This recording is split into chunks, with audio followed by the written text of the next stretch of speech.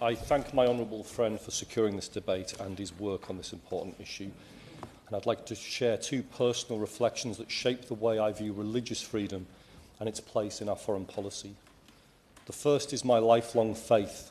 Between my mother's deep Christian belief and spiritualism and my Church of England education, it seems I never stood much chance of avoiding belief altogether. And truth be told, I've never wanted to. I don't attend church nearly as often as I should, a failing I feel guilty about often, but I know without hesitation that when I need comfort or clarity, my faith, God, Jesus, is always there to support me. The second is my heritage. I'm half Icelandic on my mother's side and was raised with an acute awareness of my Viking roots. Iceland is a small nation of under 400,000 people, and some families, mine included, can trace their lineage back more than a millennium. One notable ancestor is Thorgeir of Lightwater, a pagan chieftain and law speaker tasked in the year 1000 with an impossibly difficult decision: which religion Iceland would adopt. He spent a day and a night under a fur blanket in silent reflection, something I found myself tempted to do after reading social media commentary. But when his deliberation ended, he declared that Iceland would adopt Christianity.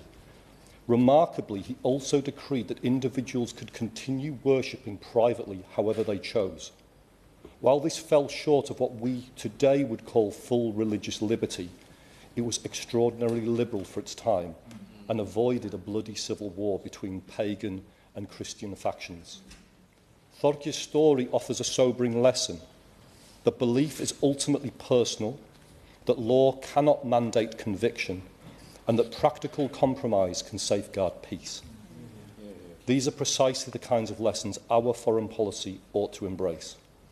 Religious freedom is advanced when our diplomats, ministers and civil servants understand the profound role that religion and religious practices and faith communities play in the societies we engage with abroad.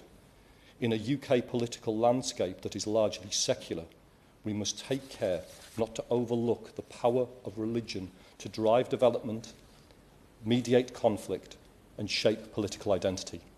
By all means. Does your member agree with me that the UK's credibility on promoting religious freedom abroad is significantly undermined by the deep cuts to official development assistance, which have reduced our ability to fund vital human rights and civil society work in fragile states where freedom of religion or belief is most at risk? I do agree, and that's a difficult one for me as a Labour member, and all I can say is that I will hold my government's feet to the fire in terms of ensuring that we return back to levels of overseas development which I recognise an important contribution that we play internationally. More than 80% of the world's population affiliates with a religion. It's not, as some might cynically suggest, outdated or incompatible with democracy. It is a source of meaning, resilience and moral guidance to billions, and when understood and respected, a powerful partner in foreign policy.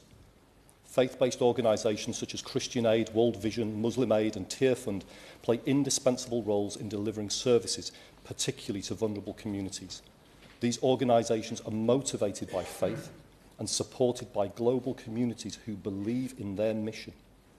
Faith leaders have also played critical roles in human rights advocacy, from South African Council of Churches opposing apartheid to Catholic resistance against dictatorship in Latin America and Eastern Europe. Their moral leadership has often been decisive in confronting injustice.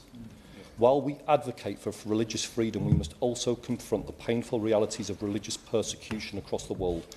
Minorities are facing forced conversion, violence, economic marginalisation, and in extreme cases, genocide. We cannot afford to ignore this. Let us name the suffering: the Rohingya Muslim in Myanmar, the Baha'i in Iran, Shia Muslims in Saudi Arabia, Ahmadis and Hazara in Pakistan, Muslims in India, Yazidis in Syria, Christians in China, and faith groups across North Korea. Chair, the Palestinians. These are not isolated incidents, they are affronts to our shared humanity. If the UK is serious about advancing freedom of religious belief, we must integrate religious literacy into our diplomatic toolbox. We must build partnerships that respect faith identities, amplify marginalised voices, and place human dignity at the core of our development, humanitarian and peace-building strategies. Chair, let us reaffirm our role as global advocates for religious freedom, not just in principle, but in policy and practice. I'll add that I shall, of course, inform Hansard with how to spell Forgia.